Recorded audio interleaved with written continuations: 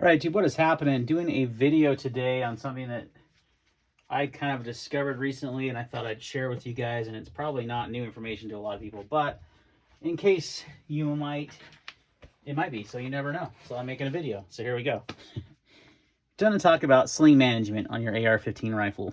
So how do you manage your slings? Because every rifle that you own should have a good quality sling on it. That should be one of the first things you do. Even before you buy optics, even before you put a forward grip on there, different muzzle brake, whatever. As long as your gun has iron sights, you should be putting a sling on. Super, super important to running your rifle, to just for so many reasons, But that's not the topic of this video. The point of this video is to talk about sling management and how you manage a sling. Now I've got a Blue Force Gear Vickers Tactical sling here with the padded. This is like the nice one in multicam, right?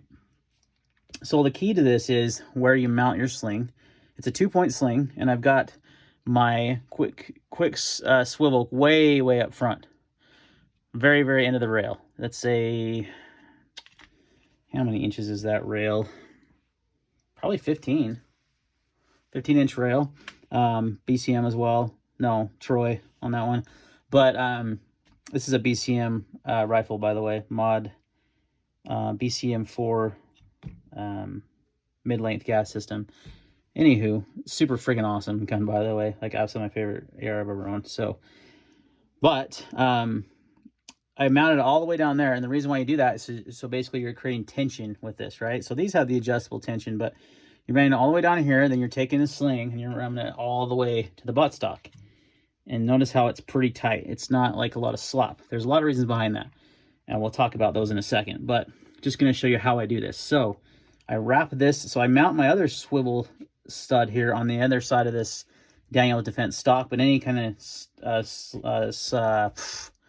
stock that has swivel mods there or mounts, you're going to want to mount on the opposite side of your stock, which is kind of not normal, right? And then you wrap it around the back of your stock. And then I just have a bicycle inner tube here. It works better on other stocks. It's kind of a stretch on this one, just because the way the stock is. Notice how it's just wider right here. So you basically just go buy yourself a bicycle inner tube, cut it up, and you make your own Ranger bands, essentially. This is essentially what Ranger bands are.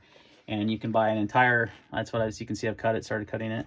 I think this is a 24 inch. You could go 26, whatever.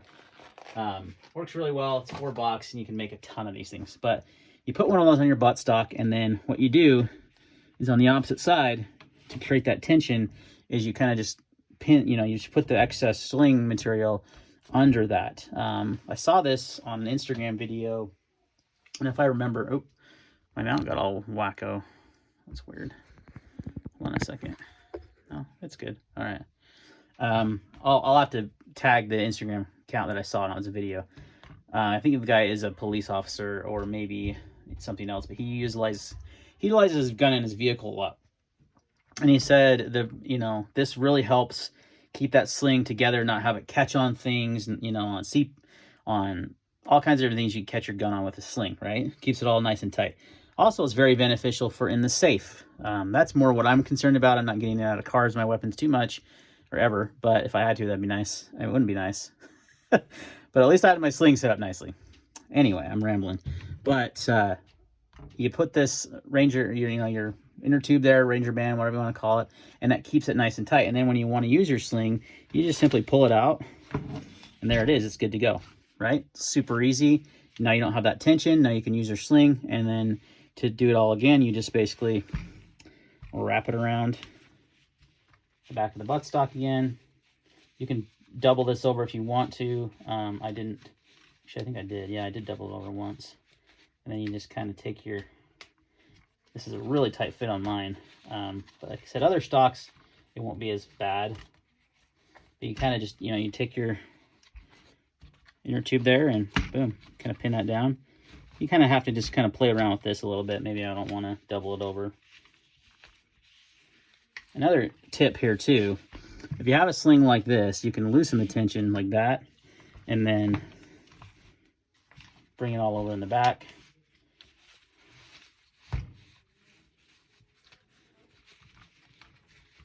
Like so.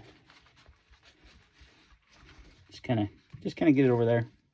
It's not the, it's the cheapest solution. It's not, you know, super Gucci or anything, but and then you just tighten it with this tension here on the Vickers sling, and it tightens it nice and snug.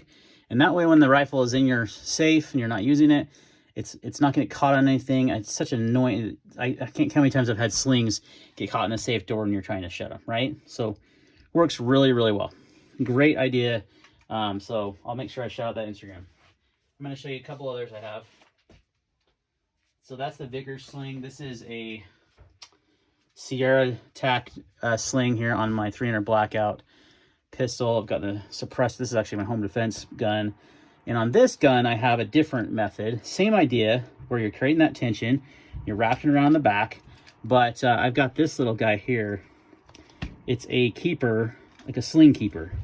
And I'll put it in the comments what the brand is. I can't remember. I think it's the same brand as the sling, though.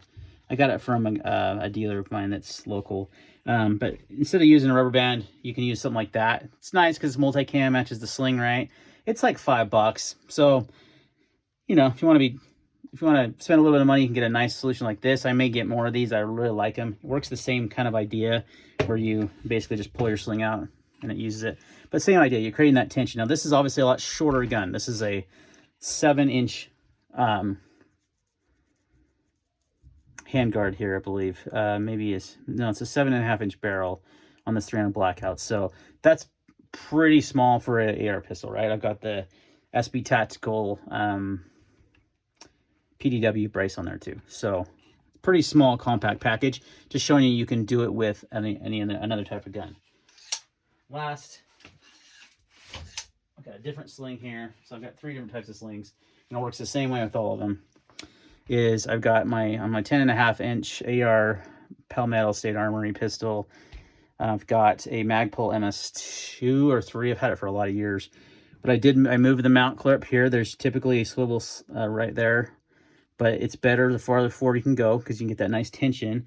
Wraps around the back. And again, I've got the inner tube there. And it just holds it in and I'm good to go. So when that's in the safe, it'll be nice and taut. This one was actually the hardest thing to work with because it's got these extra buckles that the other ones don't have, because you can kind of convert that sling into a single point.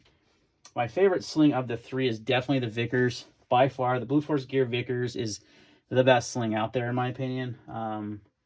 Of all the ones that I have, of those 3 different ones, that's definitely my favorite. And I actually just bought another one for an upcoming build. So, but yeah, so really easy way to manage your slings and keep them nice and tight. And then when you're ready to use them, you just pull them out with that rubber band, then it's there again to tack it away. And when you put it to bed in the safe at night or whatever you do, or if you're using this in a vehicle and you don't want to have it get stuck on things, it's a great way to manage your slings on your AR-15 rifle. All right, guys, thanks for watching this video. Hope you found it useful, and we'll see you on next time.